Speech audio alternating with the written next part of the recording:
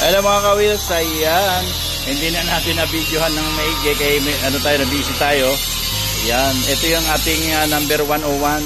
Ayan, DA16T 4x2 na manual. Ayan. Ibabaki din natin to kasi iba yung setting nito kasi yung steering rack na nasa silong masyado. So, pagkaganito, baki talaga ang maganda rito. Ayan. So, ayan na siya. Nakabit na pala yung isa. Ayan. Sige, update ko kayo ha. Again, number 101, DA16T 4x2 manual. Ayan. May mga babody belt lang tayo dun sa bed niya. Ayan. Hindi niya ito makikilala pagkatapos. Sige, update ko kayo ha. Ayan. Ayan. Para tayo nagbabarbecue. Update tayo sa 101. Ayan. Tinatapalan na natin lahat ng mga butas niya. Ayan. So, nabaki-baki na. Yun yung isa. Nandun sa kabila yung isa. Ayan. So, nagsosolid na dito si Boy Duktong. Tinatapalan niya na lahat ng butas. Kaya napapansin yung umuusok kay mahangin. Ayan.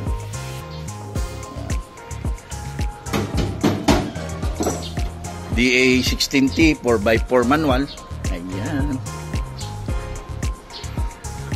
Tapos ito isosolid natin.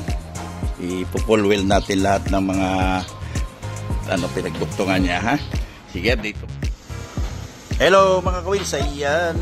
Nakabit na tayo ng mga wiring dito sa number 101 DA16T 4x4 manual. Yan. Wala ka na halos makitang butas oh. Yan, ganyan tayo mag-convert. Bina-body build na rin yung mga kailangan body build. Yan. Ang bubong nito, ano pa natin kasi na sa unloading medyo na yupi. Pero okay lang yan. Hindi nyo na yung makikilala pagkatapos. See? So, ayan mga ka-wheels.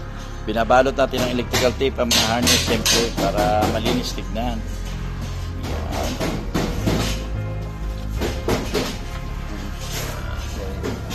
Konti na lang. Tapos ipa-plaster na natin yan dyan. Pipinturahan natin itong mga na-weldingan na itong para hindi na siya kalawangan. Tapos isigundahan pa ng pintor yan siyempre. Dito pa lang sa conversion, pinturado na yan. May anti-rust na yan. Sige. So ayan, napinturahan na natin. Ayan, para hindi na siya kalawangin yung mga wineldingan natin. Ayan. Simple lang, pero malinis. Ayan. Silipin natin dito sa loob. So yun oh, pinturado na din. Yan. Wala ka na makitang butas. Yan ang importante sa conversion. Wala ka makitang butas. Pulito pagkatrabaho. Yan. Kahit hindi maganda pag hindi na natin piturahan yung mga baki-baki. Importante pulido ang trabaho. Yan. Hindi tayo madisgrasya. Sige. So hello mga ka-wheels, ayan, nasolid na natin lahat ng mga dati solid, na-align na natin itong number 101 natin. Ayan, poly weld na lahat. Ayan, kung makikita nyo pati doon na poly weld na, inisprayan na natin ng primer para hindi siya kalawangin. So ayan, hinihintay ko lang yung mga order ko na missing dito na na tailgate. Ayan, para ma-plaster na natin yung mga mga drop side nya. Di mo na namin binabalik dito. Yan, isahin namin yan, kukumpilitohin namin yan. Sige. Ayan, hello mga ka-wheels, update tayo sa number 101. Ayan, buo na. Waiting na lang tayo sa painting niya. Naka-line up na natin to. Tapos waiting din tayo sa left side na headlight niya and then dito sa drop side niya at saka sa tailgate. Ayan. Okay na siya, na-solid na siya lahat. Nabalik na. Pati dashboard, ayan, na-convert na. So, ayan. Sige, update ko kayo. Hello mga ka-wheels, ayan. Update ulit tayo dito sa unit ni number 101. Ayan. Pinasok na natin ito sa painting area. Last week. Ayan, pero ngayon pa lang siya nasimulan. Ayan, nasa under, then na tayo, masilya. Ayan. So, inaantay kasi natin yung dito niya, yung parang pinaka ano ba tawag dito, yung bakal niya rito. sa likod. Ayan. Since inan natin yan, pina-repair natin. Ayan. So congratulations kay 101. Ayan, pinasok na natin sa painting area itong unit mo. Ayan, sige, update tayo ulit. Hello mga ka-wheels, ayan, update naman tayo dito sa unit number 101. Ayan, so preparing na tayo dito sa kanyang base coat. Ayan, nag-primer na tayo. So ipa-final primer pa natin yan, bubuuin natin yan. Ayan, nag-aantay lang tayo dito sa kanyang yung bakal niya rito, yung grills niya dito. Ayan, since hindi pa dumarating sa ating fabrication. Ayan, tapos ito, isa-sander din natin yan.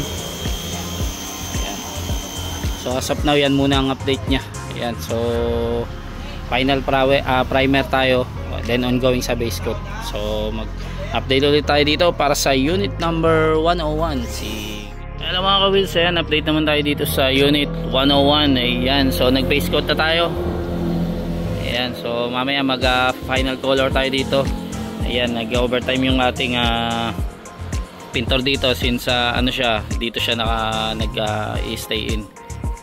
Ayan, so ito medyo natututukan to yung mga napupunta dun sa pintor na unit dito, kaya medyo mabilis, may mga naiiwan siya. Ayan, dito kasi siya nag-stay sa ating shop. Ayan, so as of now, nag-base coat muna tayo dito, tapos after babalikan nito ng pintor para i-final color, then top coat. Ayan, so waiting pa rin tayo dun sa kanyang dito sa sidings ng yung bakal dito. Ayan, may nakita tayo, nakita ni Bossing dito sa bandang Jensen lang din. So in order niya na lang yan since ang tagal kasi ng ating fabrication. So kinancel muna yon, papalitan natin yan ng Japan din yan para mas matibay. Then tsaka natin ipapasok din sa painting. So ihabol na lang yan, madali na lang naman yun. Ayan. So next dito, yun nga, yung final color, top coat, tsaka yung loob, pinturahan natin yung flooring dun sa likod, under chassis. Ayan. So sige, update tayo ulit para dito kay 10. Hello mga ka-wheels, ayan, update naman tayo dito sa unit number 101. Ayan, so nag top coat na tayo, hindi na natin naabutan yung base color last time. Ayan, yung first tsaka second coating. Ayan, so ang next naman natin dito yung dashboard. Ayan, pinamasilya na natin. Ayan. So after nyan, yung flooring dito sa likod, tsaka yung niya dito, grills niya dito, yung bakal. Ayan. So yung nakikita nyong nakakat na yun, isasander pa natin yan bago natin lagyan ng anti-epoxy para hindi siya kalawangin. Ayan. So pearl white din yung kanyang color. So mag-update ulit kami para dito sa ating number 101. Ayan, sige. Hello mga ka-wheels, ayan, update naman tayo dito sa unit ni number 101. Ayan, so heavy PMS session tayo. Ayan, nagkalas tayo ng throttle body, intake manifold, tsaka injector. Ayan. So ito, putahan natin yung niya. Ayan, yung intake manifold yan. Medyo nahirapan tayo kalasin to, paloob kasi siya.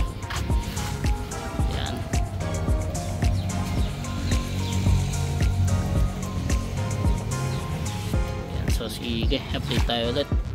Ayan, so ito yung before ng kanyang throttle body. Ayan, linisin natin yan.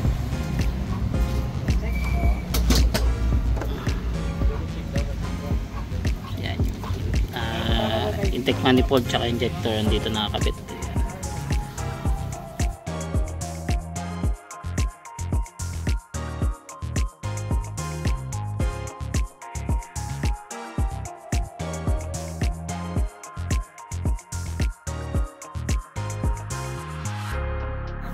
Ayan, malinis na yung ating intake manifold tsaka injector. Ayan, nakabit na.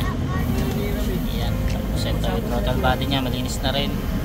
Ayan, so ibabalik na natin ulit yan. Sige. So ayan, palit na tayo ng air filter nya, brand new. Ito yung from Japan nya, dumi oh. So ayan, papalitan natin. Sa ilalim. Ayan, sa ilalim to. Ayan siya, nandito siya.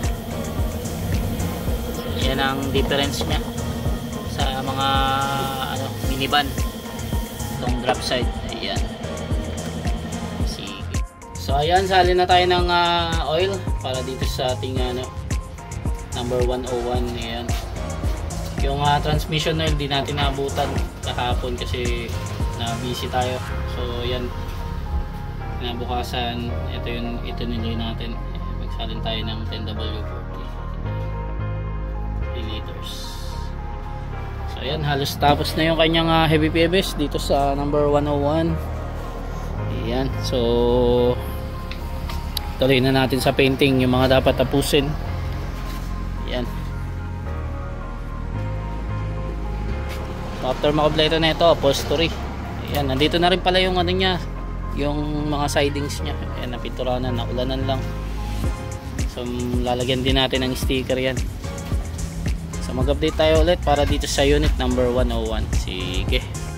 Ano mga ka-wheels, ayan, update ulit tayo dito sa unit ni number 101. Ayan, dumating na yung kanyang upholstery. Ayan o. Wapo. Ayan, okay na rin yung ceiling niya. So yung na lang, yung windshield niya na lang. Ayan, tsaka ipapulit tint natin. Then proceed na tayo sa electricals. And then eto, yung from Japan kasi, yung parang binigay sa atin is pang big eye. So ginawa na lang natin ang paraan. So pipinturahan na lang natin tong sidings niya. Ayan, pati tong flooring niya sasabay natin. Sa body halos tapos na naman na sa unahan. Ayan, under chassis okay na rin. So mag-update ulit tayo dito para sa unit ni number 101. Hello mga ka-wheels, ayan, update naman tayo dito sa unit number 101. Ayan, nagtira na tayo ng kanyang flooring. Ayan siya.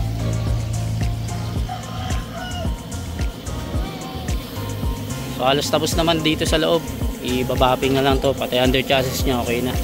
Dito na rin yung kanyang upholstery. Ayan, medyo nauna tong upholstery nya since konti lang to, siningit na natin. Ayan. So yan ang update natin dito sa unit number 101. Ayan, malapit na ito matapos sa painting. Ayan, after nyan road test na tayo. Sige. Ayan mga ka-wheels, ayan, nalagyan na ng mga sticker. Ayan, required kasi sa, yan, sa LTO. Itong ating number 101 DA16T 4x4 na manual. Ayan, hindi niya gusto yung maraming palagyan ko pa sana na sticker dito sa pintuan, kaya lang minimally siya, ayaw niya na maraming sticker. So ayan lang ang sinunod natin. Yan, nakabitan na rin ng windshield, bago brand yung windshield kasi basag yung windshield niya from Japan, and then napulitin na rin. So yan, ayan, pulitin na siya. So kukompletohin na lang natin to, and then idaan naman natin ang series of road test, baka meron pa siyang kailangan air condition. Yan, yung mga full PMS hindi yan kasali sa package natin, heavy PMS lang. Pero once na nagro-road test tayo, may naramdaman tayo ng mga kalampag dyan, kailangan palitan yung mga stabilizer link, swivel bushing, anything kung anong sa ilalim.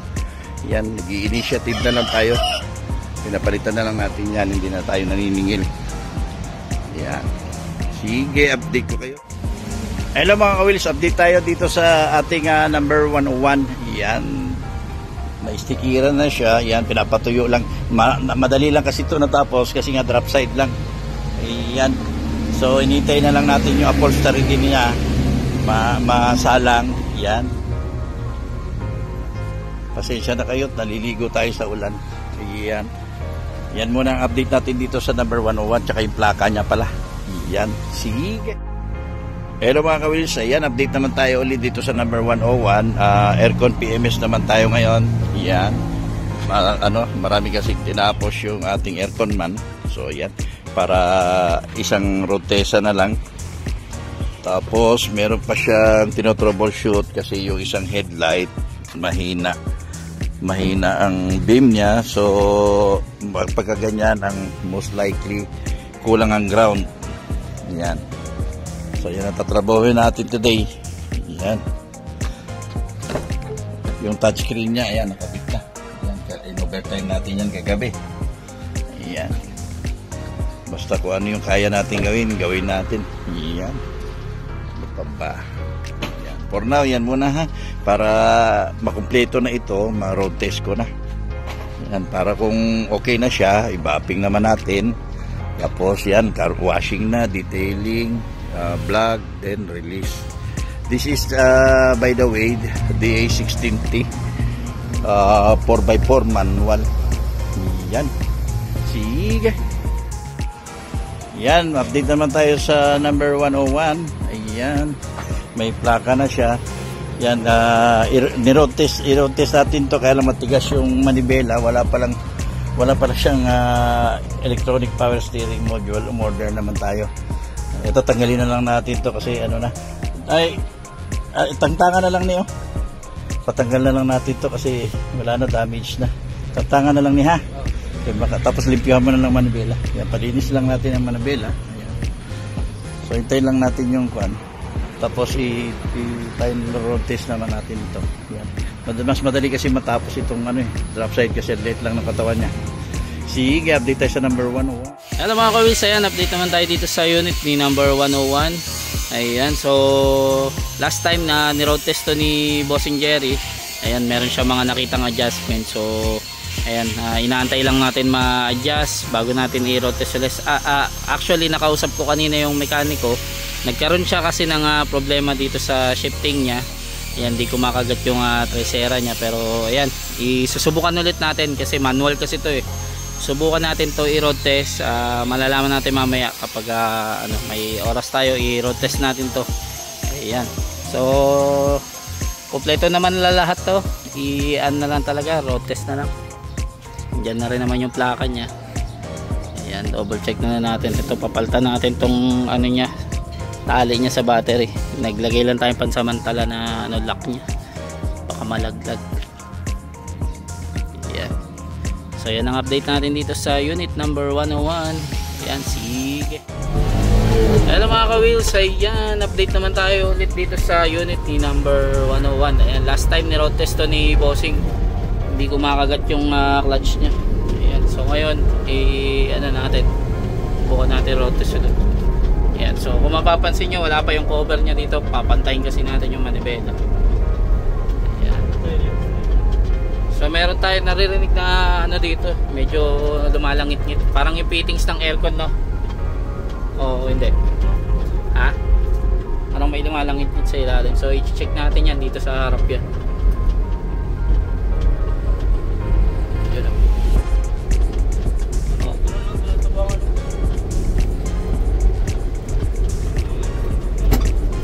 Pero okay na yung niya, kumakagat na yung clutch niya, no?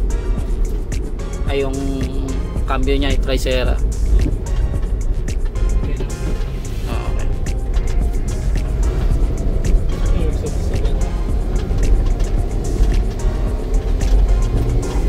Okay. Tumutunog lang dito sa harap, pero malalaman natin yan kasi may mga nakalaylay lang na Pero sa likod, wala naman masyadong na wala kami narinig na kalampag, tsaka sa ilalim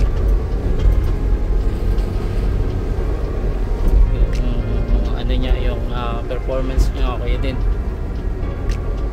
Mabilis siya kumagat, no?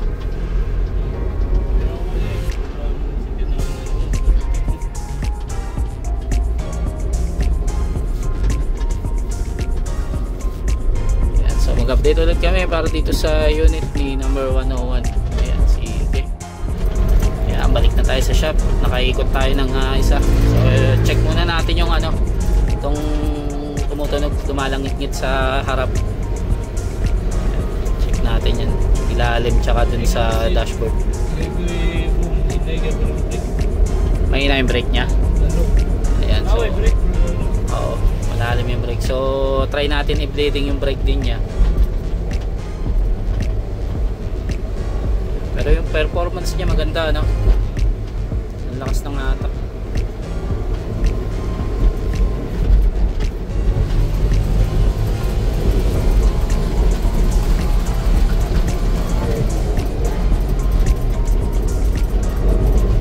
Yan, medyo malubak lang dito. Malum, pero ayos.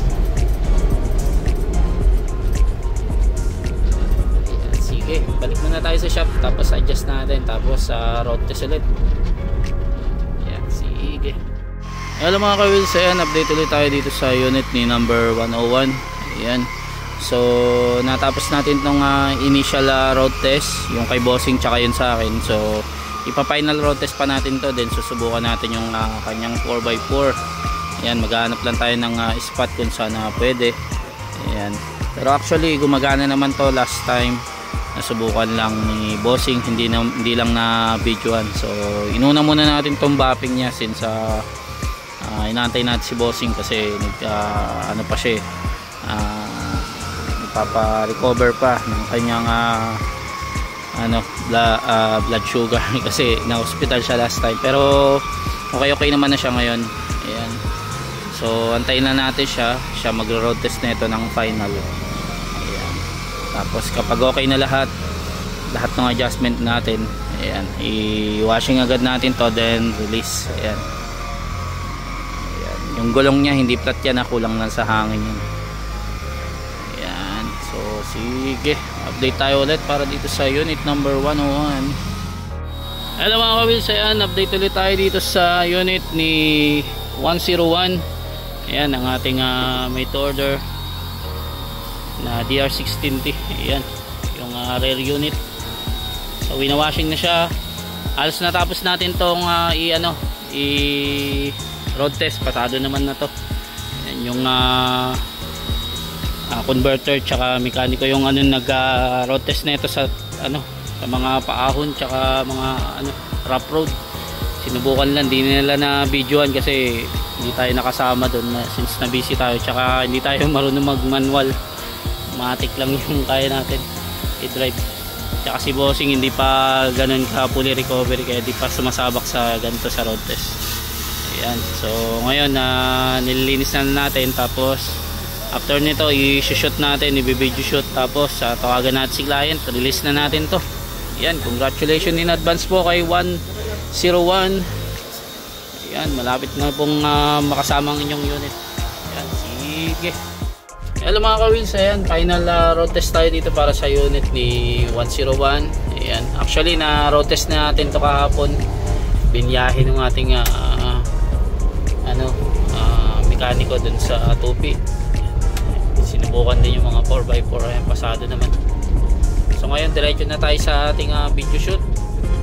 Ayan, dito lang malapit sa so ayos na to, wala na siyang masyadong adjustment.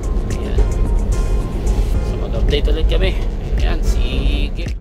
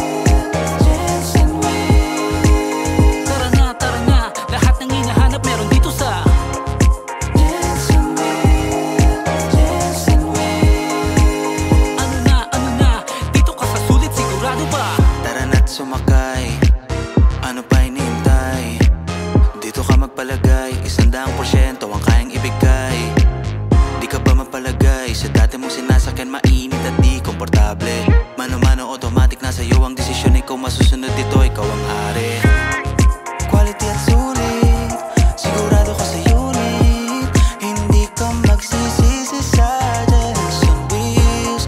Swak pa rin sa